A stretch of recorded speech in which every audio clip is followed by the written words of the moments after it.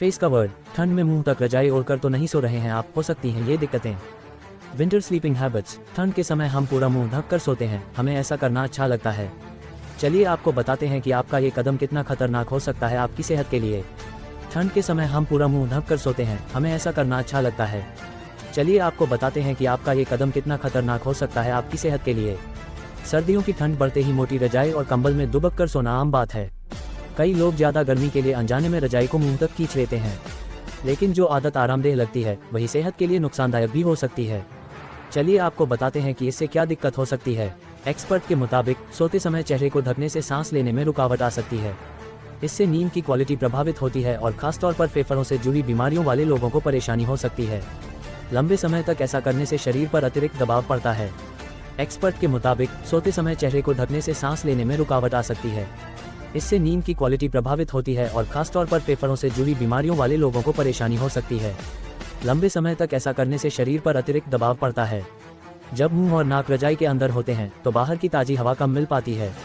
ऐसी स्थिति में इंसान अपनी ही छोड़ी हुई कार्बन डाइऑक्साइड दोबारा सांस के जरिए अंदर लेता है। इससे ऑक्सीजन का स्तर घट सकता है। जब मुंह और नाक रजाई के अंदर होते हैं तो बाहर की ताज़ी हवा कम मिल पाती है। ऐसी स्थिति में इंसान अपनी ही छोड़ी हुई कार्बन डाइऑक्साइड दोबारा सांस के जरिए अंदर लेता है। इससे ऑक्सीजन का स्तर घट सकता है।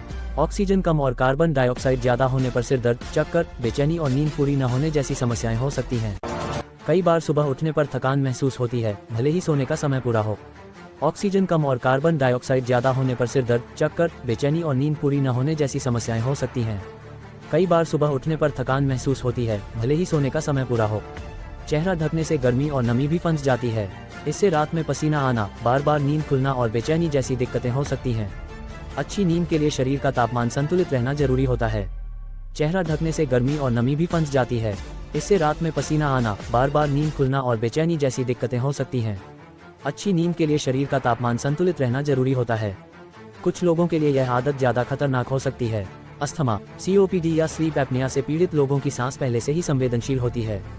बच्चों और शिशुओं में भी यह जोखिम बढ़ा सकता है। कुछ लोगों के लिए यह आदत ज़्यादा खतरनाक हो सकती है। अस्थमा, COPD या स्लीप एपनिया से पीड़ित लोगों की सांस पहले से ही संवेदनशील होती है। बच्चों और शिशुओं में भी यह जोखिम बढ़ा सकता है। सर्दियों में ठंडी और सूखी हवा, बंद कमरे और कम वेंटिलेशन पहले ही सांस से जुड़ी समस्याएं बढ़ा देते हैं। ऐसे में रात में हवा का रास्ता और सीमित करना खतरे को और बढ़ा सकता है। सर्दियों में ठंडी और सूखी हवा, बंद कमरे और कम वेंटिलेशन पहले ही सांस से जुड़ी समस्याएं बढ़ा देते हैं। ऐसे में रात में हवा का रास्ता और सीमित करना खतरे को और बढ़ा सकता है। गर्म रहने के लिए बेहतर है कि चेहरे की बजाय शरीर को ढका जाए। गर्म कपड़े पहनें, रजाई को कंधों तक रखें और कमरे में हल्का वेंटिलेशन बनाए रखें। इससे आप ठंड से भी बचेंगे और चैन की सांस भी ले पाएंगे। गर्म रहने के लिए बेहतर है कि चेहरे की बजाय शरीर को ढका जाए। गर्म कपड़े पहनें, रजाई को कंधों तक रखें और कमरे में हल्का वेंटिलेशन बनाए रखें। इससे आप ठंड से भी बचेंगे और चैन की सांस भी ले पाएंगे।